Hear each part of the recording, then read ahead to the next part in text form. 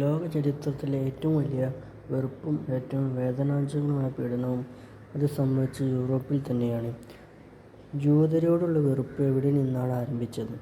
ആരാണ് അതിന് പിന്നിൽ?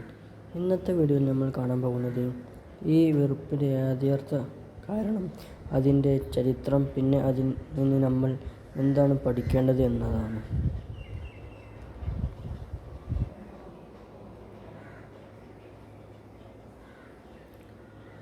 ഫസ്റ്റ് പാർട്ട്, പഴയ യൂറോപ്പിൻ്റെ പശ്ചാത്തലം. പുരാതന യൂറോപ്പിൽ മതവും സാമൂഹ്യവും വളരെ ശക്തമായ ബന്ധത്തിലായിരുന്നു. അധികാരമുള്ളവർ, പ്രത്യേകിച്ച് ക്രിസ്ത്യൻ രാജാക്കന്മാരും മതസ്ഥരും മറ്റു മതങ്ങൾ ശത്രുക്കൾ എന്ന ധാരണ ജനങ്ങളിൽ വളർത്തി. ജൂതർ അവിടെ ഒരു സമൂഹമായിരുന്നു.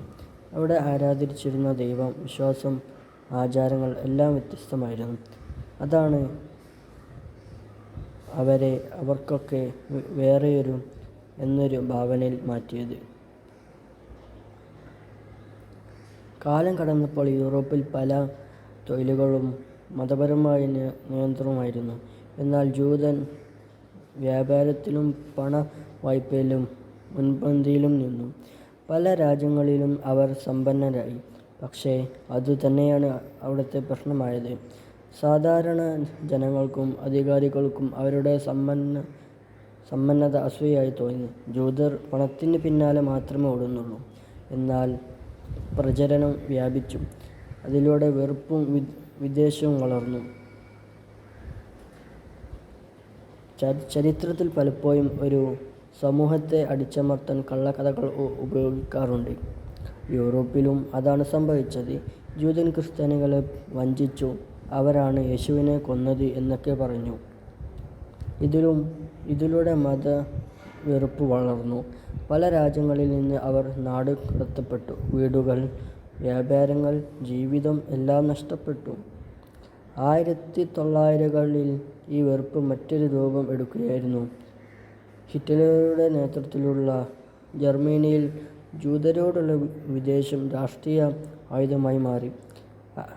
അവരെ രാജ്യത്തിൻ്റെ പ്രശ്നങ്ങൾക്ക് കാരണക്കാരാക്കിക്കൊണ്ട് ഭയാനകരമായ പീഡനങ്ങൾ നടന്നു.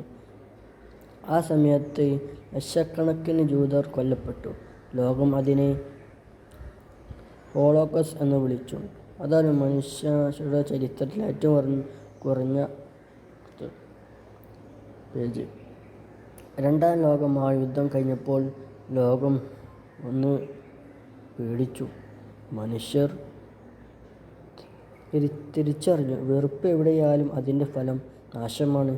പല യൂറോപ്യൻ രാജ്യങ്ങളും പിഴവുകളും സമ്മതിച്ചു. പുതിയ മനുഷ്യാവകാശ ചട്ടങ്ങൾ പിറന്നു.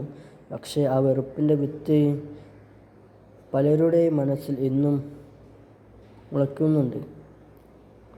ഈ കഥയിൽ നിന്ന് നമ്മൾ എന്താണ് പഠിക്കേണ്ടതെന്നാണ്. മതം, ജാതി, വർഗം ഇതൊന്നും മനുഷ്യരെ വേർതിരിക്കരുത്. എല്ലാ മതക്കാരും ഒരേ രീതിയിൽ ഉണ്ടാകണമെന്നാണ്. വെറുപ്പിൻ്റെ മൂല്യം നാശം മാത്രമാണ്. സമാധാനവും സഹപ്രവർത്തനവും മാത്രമാണ് ഭാവിയുടെ മാർഗം. നമുക്ക് പരസ്പരം മനസ്സിലാക്കാനും സത്യത്തെ അന്വേഷിക്കാനും പഠിക്കാം.